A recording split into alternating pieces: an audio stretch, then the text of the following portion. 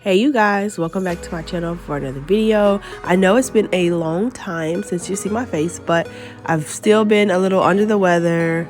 I've been a little bit uninspired and just overall kind of lazy. So I wanted to make sure that I brought you guys a look because I am still here and I am still active, just a little bit. Just need a little bit of time. Okay, so today's gonna be my very first time doing like my Boxy Charm products makeup, and I'm gonna start off with some skincare. I'm using the Saturday Skin Waterfall Cream. Y'all, this cream is amazing. I love the way it makes my skin feel. It makes it feel very soft, very supple, and overall just very healthy.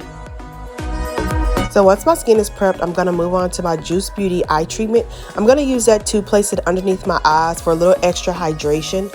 I'm not really sure that I like this product because I don't really notice a difference in like the puffiness into my eyes, but I feel like it does help prevent a little bit of the wrinkles under there. So I guess you can say it works. And then I'm going to move on to my Storybrooke Cosmetics palette and my Celestial Thunder palette from my November and my December box.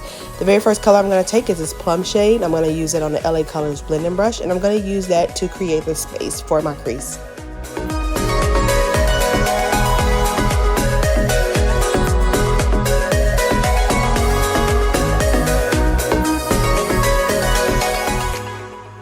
And if this is your first time here, don't forget to subscribe to my channel. Also, leave me a like down below. Turn on that bell notification so you can get notified every time I drop a new video.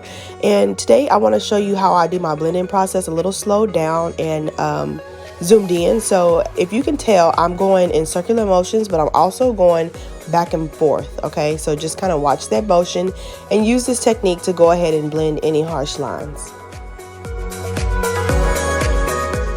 For my next shade, I'm going to take my Morphe M506, and I'm going to take this color called Storm Dust from the Celestial Thunder palette, and I'm going to use that to blend any harsh lines between my crease and my brow bone shade. So if you can see where I placed the brush, I had half of the brush on the previous color and half on the lid space where there was no color, and I'm going to use that to first press in the pigment and then lightly go ahead and buff the edge. So once I've gotten that placed on, I'll go in with my first brush that I use with that plum shade, and I'll use that brush without any additional color to go ahead and blur the lines between my crease and my transitional shade. So for my brow bone, I normally like to go in with like a nudish, nude muted kind of color. So I'm going to take this color called Spindle. It's like a light pink on a pointed blender brush, and this is a Morphe M330, and I'm going to use that to place that underneath my brow bone.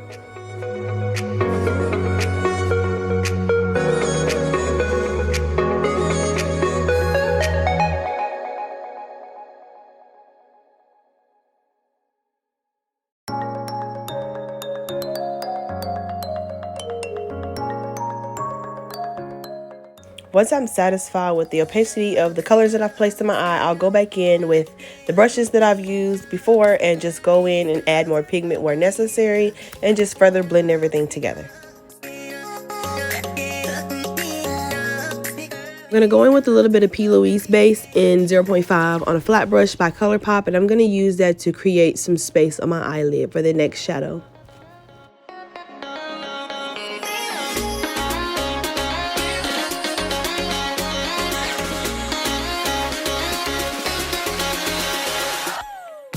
For the eyelid, I'm going to use this muted purple / mauve / lavender tone. It is a matte shade. I'm going to go in with the flat shader brush to go ahead and place it on the mobile eyelid.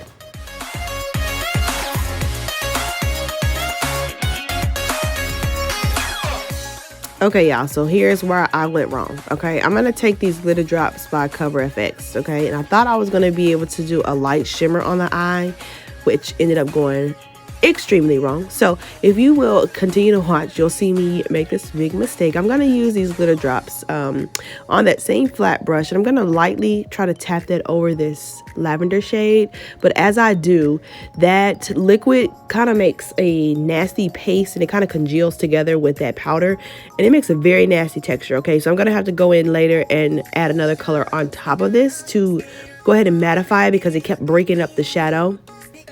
So I do not advise you who use these glitter drops on top of any powder products because it doesn't really work very well. But I'm going to try my best. I'm going to go ahead and try to blend out the outer edge, and then I'm going to continue to move on with the eyeshadow look.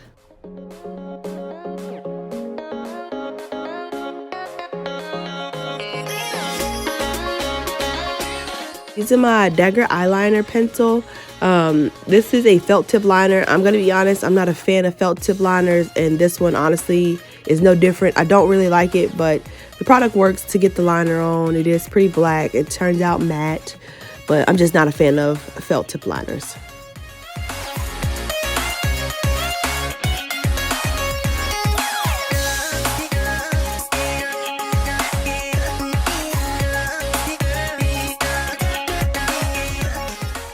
So once I've gotten my lashes on, I'm going to go in with this color called Enchanted on another flat brush. And I'm going to use that to go ahead and place over the previous colors that I have on my eyelid space. And that Cover FX kind of created like a sticky base for this shadow. So it came out really pretty, made it look a little more foiled. The color is rose gold, so super simple, very cute. And then I'm going to go in with my concealer from Pretty Vulgar because I don't have any foundation from my Boxy Charm boxes just yet. I'm going to go in with this and try to cover up a majority of my discoloration.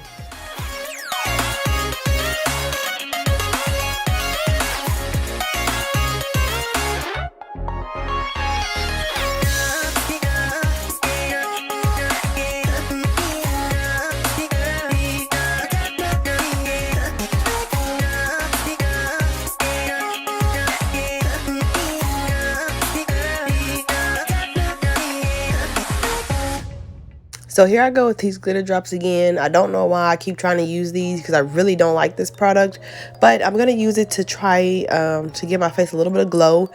To me, it ends up being too glittery, too sparkly, so I'm not really a fan of it, but I used my fingers to blend it down, and then because it was so like silver toned and ashy looking, I went in with a little bit more of that concealer to try and tone down the color.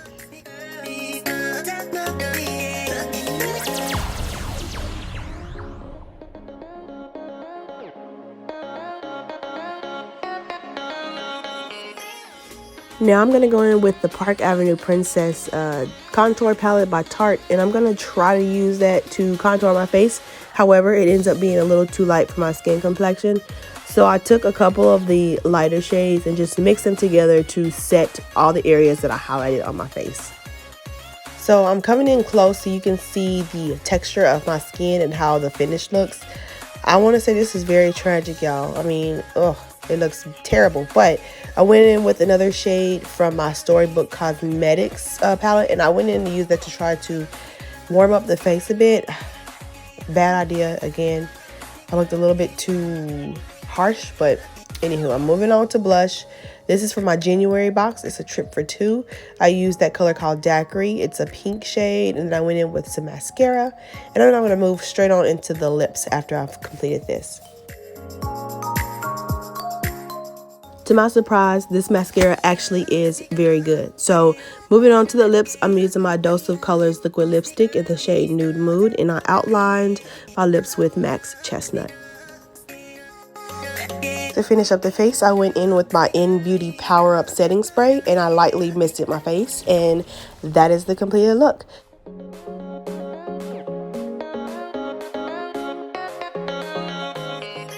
So I hope you guys enjoyed today's video. I had a ton of fun creating this look. Other than my complexion being a little tragic, I really think that these products are worth purchasing. Also, for $25 a month, I get to try 5 full-size products that I wouldn't normally buy. So I really do enjoy the subscription. Hopefully these videos help you. If you enjoyed, don't forget to like, comment, subscribe, and I'll see you all in the next video. Bye.